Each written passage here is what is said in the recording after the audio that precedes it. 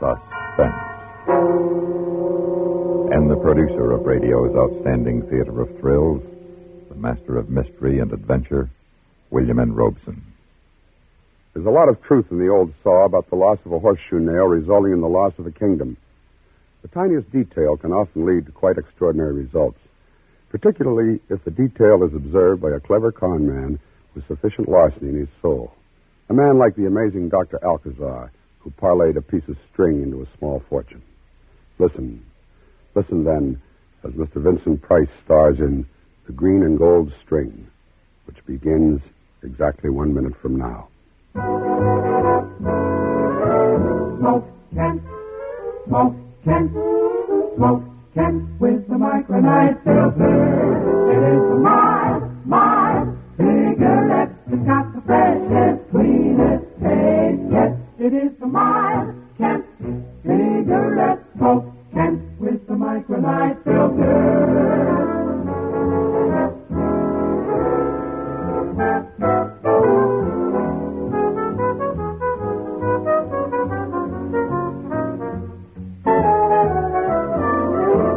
It is the my cigarette. It's got the freshest, cleanest taste. Yes, it is the my Kent cigarette. Smoke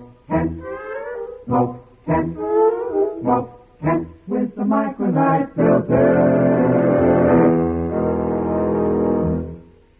And now, Mr. Vincent Price in The Green and Gold String, a tale well calculated to keep you in suspense. Hey, step this way, ladies and gentlemen. Learn what the future holds for you. As Dr. Alcazar, clairvoyant, That dulcet voice belongs to Abby, my good and devoted assistant, who stands outside my studio here in Coney Island and drums up business. Of course, I wrote his spiel. And did it pay off one evening last fall? Thank you kindly. Good evening, sir. Are you Dr. Alcazar? Alcazar, indeed I am, madam, at your service. I'd like a reading, if you don't mind. Age 35 to 40, cheap purse, expensive suit too tight and too short, not hers, a hand-me-down accent, British Cockney. Nervous. Something on her mind, possibly a housekeeper or a lady's maid. I showed her to the chair reserved for customers. It's under a mirror. They're handy mirrors. Spooky in here, ain't it, with all these black curtains? Black velvet, madam, to minimize all distractions. That your crystal ball? Yes, madam, the mysterious orb in which I see revealed the future as well as the past. But in your case, I think it won't be needed. Your psychic projection is extremely strong. Even now, I can clearly sense that... That what? That you're deeply troubled. Well, in a way, I am all upset like. But, you see, sir, it's a private matter, and... Of course. May I suggest that you relax as much as possible? Any undue tension disturbs and obfuscates your aura. And in order to obtain closer contact with your psyche, I'd like to hold some personal possession. Oh, no, not your brooch. No personal jewelry. Its intrinsically counteractive density tends to adumbrate the necessary metaphysic radiation. It does? Oh, yes. Perhaps something in your purse, I see.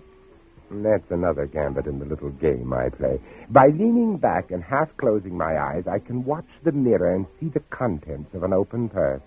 In hers, I saw a roll of stamps, a shabby wallet, a half-eaten candy bar, a postmarked envelope addressed to Miss Lily something or other, a neatly folded sheet of tissue paper, violet-colored, wrapped around a length of gift-wrapping cord, interwoven strands of green and gold, hairpins, a compact. Will this do?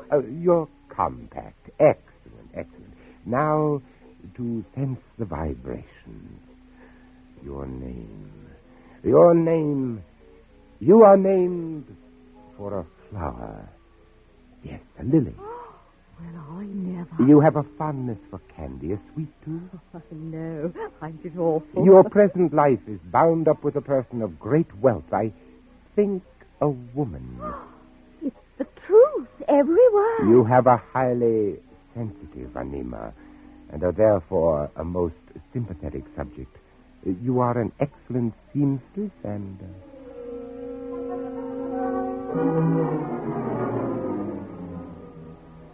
And that, madam, concludes the general reading. Oh, is that all? Well, I could go deeper, much deeper, with a special delineation for an additional 50 cents. Shall I continue? All right, I guess you might as well. Excellent, excellent. Now, if you'll state your problem briefly. Oh? Do I have to? I should think you'd already know. I see madam finds it necessary to test me further.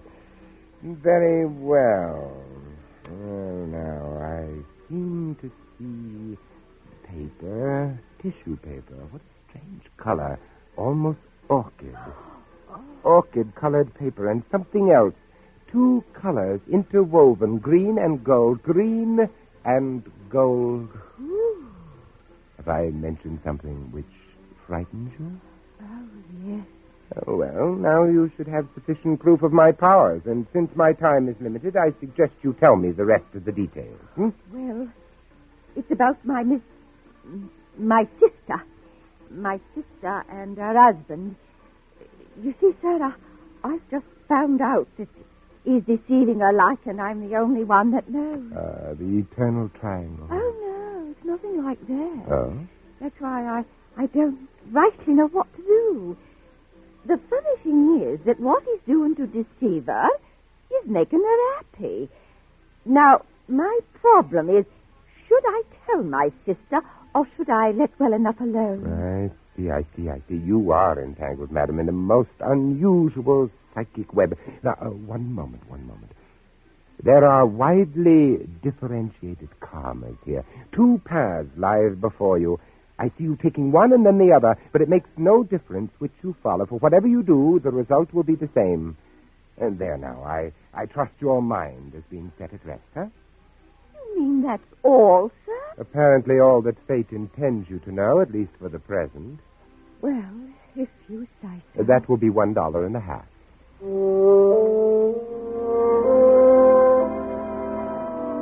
I'd forgotten all about the mousy little woman until 3 days later. Abby and I were having breakfast in the diner near the subway station. I was scanning the morning paper while I half listened to Abby's cheerful and rather witless This time chatter. last year, we was already in Miami Beach. Remember, boss?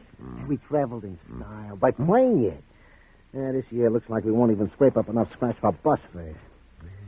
Sure be a laugh if we were stuck here all winter. Lily Morton. I thought her last name began with an M. Poor wench that same night. What you talking about? Abby, old friend, despair not. We may winter in the sun after all. How come? Look at this picture. Recall that face? Huh? No, why? 3 nights ago on Friday, you ushered her into the studio. Oh, one of the suckers, huh? So what's she done to get in the paper? She got herself murdered, poor soul, that same night. Yeah? It seems she worked as a maid up in Rockland County. She took a late bus back there from New York, and walking from the bus to the house where she worked, well, she encountered someone who strangled her.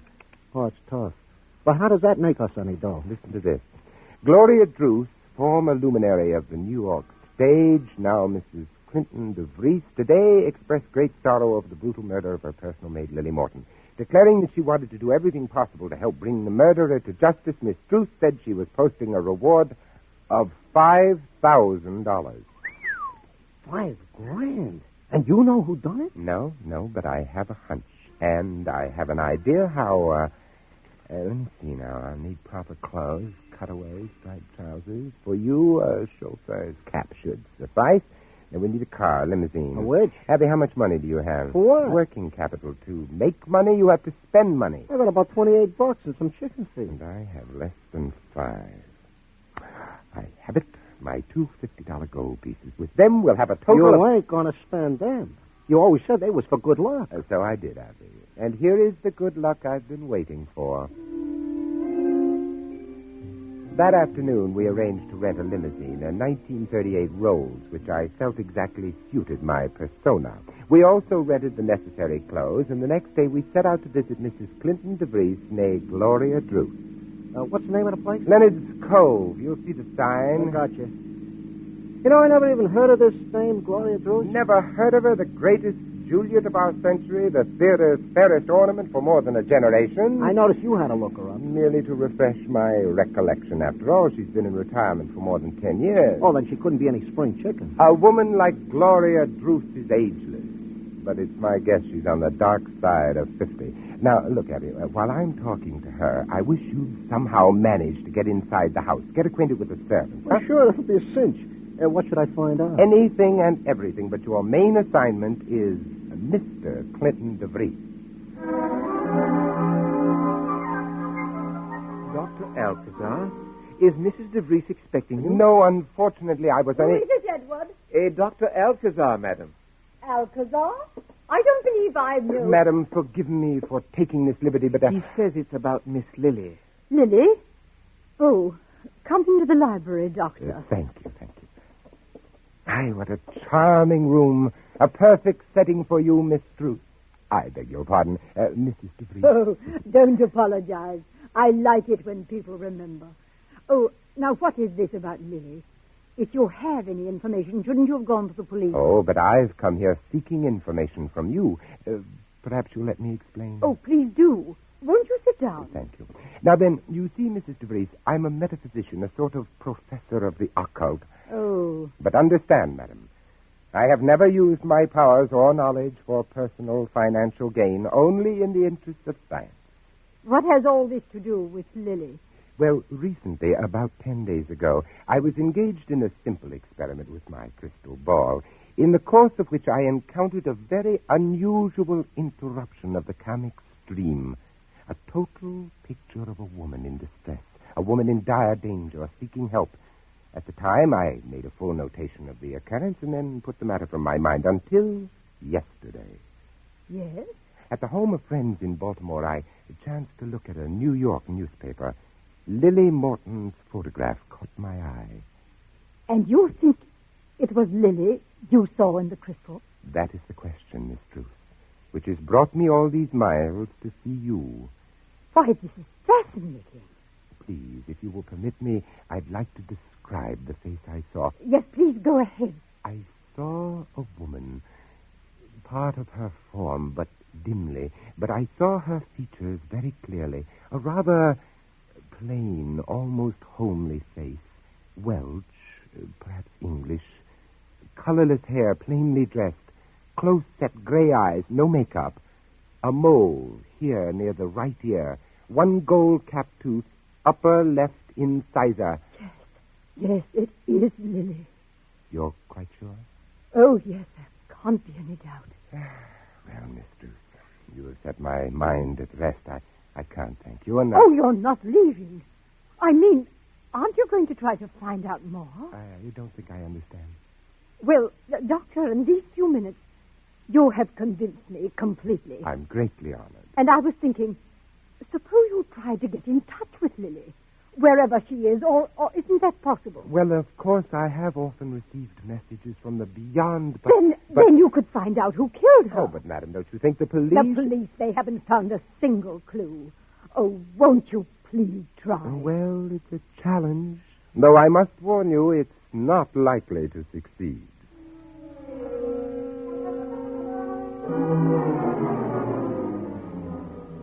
Oh, there's nothing. The crystal is entirely blank. I'm wasting your time, dear lady. Oh, please, don't give up yet. Well, as you wish. Here is something. It's clouding. Now the mists are clearing. A woman's figure? No, it's gone. All I see is a serpent. No, apparently it's a rope, but oddly colored. Interwoven strands of green and gold. The colors of the rope are vivid against a background of violet. It's a peculiar shade of violet. Oh. It looks... but the light's fading. The mists are closing in. I'm sorry. The image is gone. I'm truly sorry. I think we're being misled. You mean because what you saw hadn't anything to do with Lily? Exactly. No, it wasn't about Lily. It was about me. You? Yes. Just a minute. Doctor, is this the same shade of violet? Yes. Yes, this is what I saw. The same violet tissue paper and this interwoven green and gold string. But why? It was such a powerful image. Has this any emotional meaning, Mrs. DeVries? Well, yes, it has. It has to do with George. So that's your husband's name? Oh, no. George is an old admirer of mine. Of Gloria Druce. Not Gloria DeVries. I've never seen him. I don't know his real name. We just call him George. And this paper and string is what he always wraps his presents in. An old admirer who sends you presents. It's most romantic. Isn't it? There's no note with his gift. No address, nothing. Except in the very first one. That was nearly 2 years ago. He enclosed an old theater program from the green and the gold. Ah, the green and the gold. Oh, remember? Oh, yes, I saw you in that. I'll never forget it. Well, that's how I know he's an admirer. You don't know what it means to an old actress, Doctor. To be remembered. Ah, yes. What sort of gifts does he send? Oh, books, perfume, odd little knickknacks. No candy? Oh, yes. Every third or fourth package, heavenly liqueur chocolate. Ah, yes, I'm sure they're delicious. But all this is keeping us from poor Lily.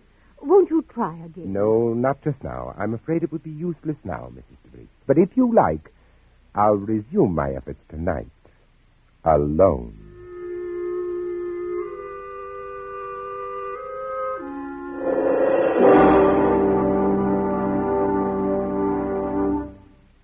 In a moment, we continue with Suspense.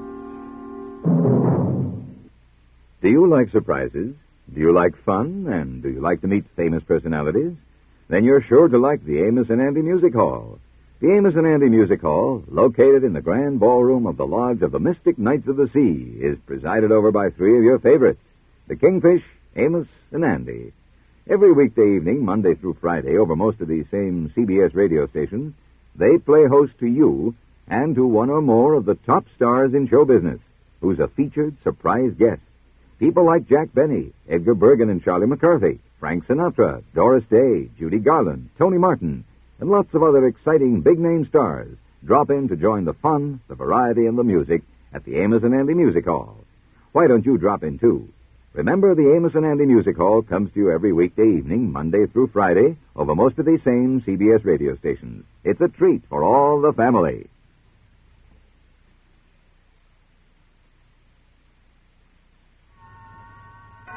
And now we continue with The Green and Gold String, starring Mr. Vincent Price. A tale well calculated to keep you in suspense.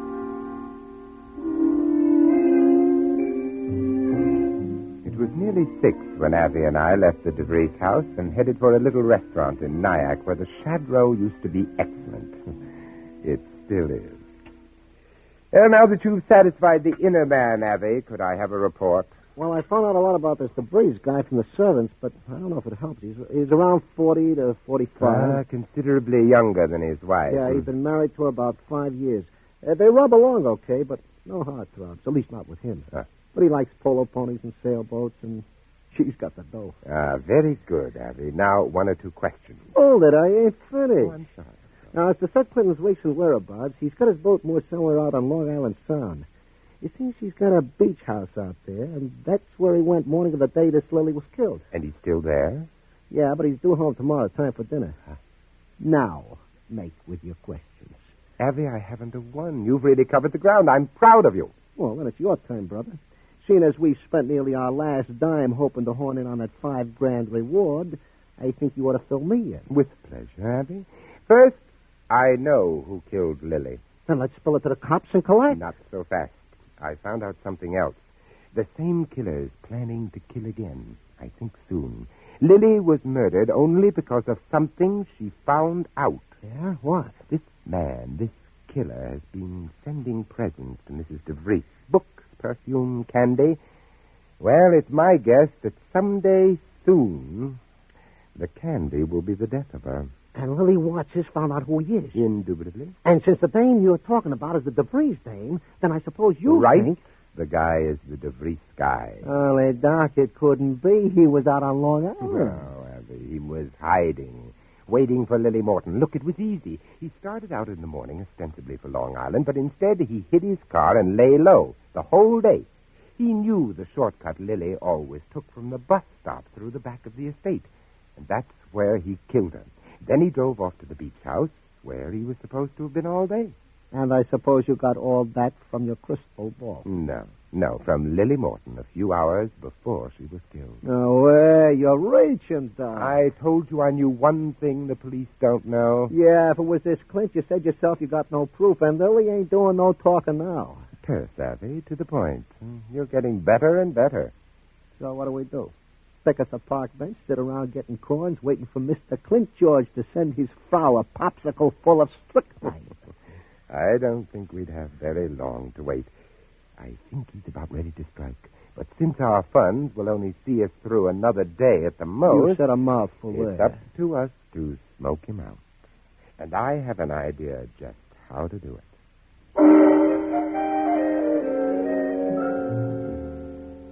Oh, good afternoon, Dr. Alcazar. Forgive me for bothering you at this time, dear lady, just when your husband's returned. Why, that's right. He has.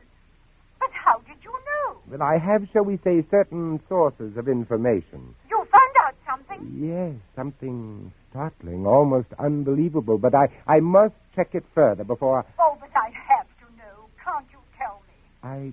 I'd rather not. Not on the telephone. Oh, then you come to dinner, please. Oh, no. That would be imposing. Nonsense. I've told Clinton all about you. Indeed? I warn you. He's a terrible skeptic. But you can convince him. I know you can. Care for a cognac, Doctor? Well, yes, thank you, Mr. DeVries. Oh, now, Doctor, do tell me what's happened. I told Clinton about your seeing Lily in the crystal and about the paper and string. Ah, that string, that green and gold string. Curious, you must admit, Mr. DeVries. Very curious. Indeed, yes. And if I sounded excited when I phoned, I was. You see, Mrs. DeVries, I've been at work on our problem, and suddenly I saw, or rather I sensed, that the tissue paper and the green and gold string were not part of your psychic stream. Whose then? Lily Morton's. Lily's? But why? What could George mean to Lily? I believe he killed her. George? Why, that is the most preposterous idea. Are you sure? To be frank, no, but I'm convinced that one more evocation of the psychmantic waves will bring confirmation or the reverse. Oh, Doctor, then couldn't you do it here, tonight? Well, I could try, unless Mr. DeVries objects. No, go ahead. Matter of fact, I'd like to sit in. Excellent. I was hoping you would.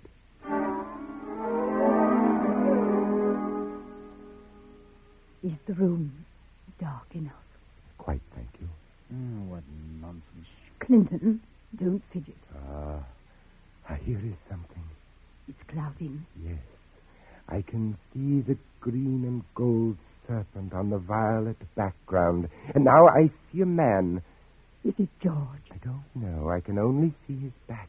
His shoulders shake. And he is laughing, an evil, malevolent laugh. George has done nothing evil. He's only... The picture is changing. Now I see this room. It is morning, and there is a package on the desk, wrapped in violet paper. A woman enters. It's you, Gloria. You see the package, and you're delighted. Be careful, Gloria. You think this is a gift sent with love, but it is sent only to lull you into a false sense of security. Why? Because one day, someday, a package will come that will spell your death. Clinton. The image is changing. It's another room now, and Lily Morton is there. She is staring in amazement at something she has found, a ball of green and gold string and a roll of violet tissue paper. And finding them has shown her the identity of George. She knew and never told me. Lily is troubled by her knowledge. She doesn't know what to do. She takes a sheet of the paper, a little coil of the string, and she is gone. And now the image of George again. Still, I cannot see his face, but he is staring after Lily. He knows she has discovered him. And he knows she might tell. Perhaps. And now we are in a place of shadow. George is lurking there, waiting. He hears Lily's footsteps. He tenses. He leaps at her and seizes her by the throat. Oh! Now she is motionless, lifeless. He bends down and finds her purse. Takes something from it with his gloved hand. The paper and the string. He's stealing away. If only I could see his face. Try. You must try. Wait. At last he is turning. We are going to see his face. That's enough. Stay where you are, both of you. Don't move. Clinton, you killed Lily. And you, too, if you're not quiet. Your plan with the candy might have worked, Mr. DeVries, but with a gun, you don't have a chance. Shut up. Gloria, open the safe and take out the money you put there this morning. Come on, move. Oh, all right. Okay, DeVries, that'll do. Drop the gun. What? I'm sorry, lady, but it was him or me. Oh. Him or all of us. That was very terse, Abby. Completely to the point. You've really got a grasp for this kind of work.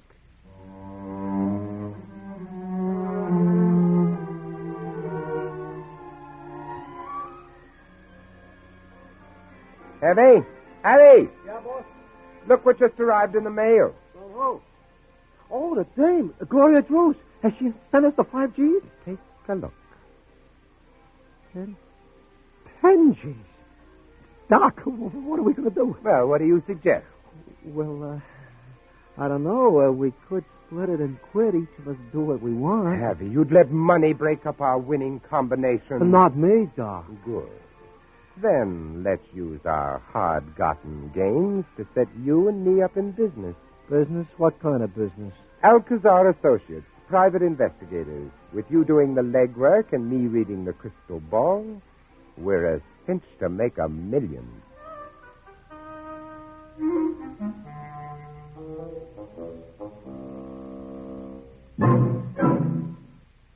Suspense, in which Vincent Price starred in The Green and Gold String, adapted by Sylvia Richards from a story by Philip MacDonald, and produced and directed by William N. Robeson. Listen. Listen again next week when we return with Miss Nancy Kelly in Trial by Jury, another tale well calculated to keep you in suspense. Supporting Mr. Price in The Green and Gold String were Jeanette Nolan, Irene Tedrow, Lou Krugman, Byron Kane, and Ben Wright. Ever hear of the Vandals? That group of savages who bucketed around over most of Europe, destroying everything that was beautiful? According to history, they lived and did their damage over 1,400 years ago. But sometimes one wonders if the Vandals really died out. Certainly there's a group roaming America, especially during the outdoor months, that acts like the Vandals of old. You've seen their work. They're the ones who make sure our picnic spots and roadsides are littered with sandwich wrappings, pop bottles, and beer cans. It's carelessness, not viciousness, that prompts their destructive behavior. Could be that you yourself have been careless in that fashion once or twice. Now, make a vow against it. Do your part to help keep America beautiful.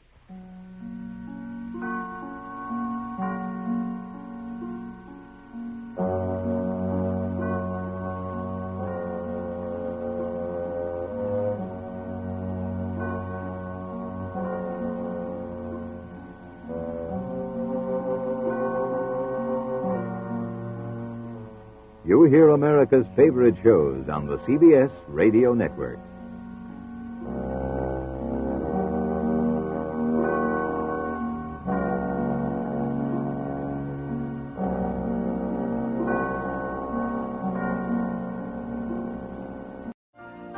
You've been listening to the OTR Gold Network. Find more classic radio at otrgold.com.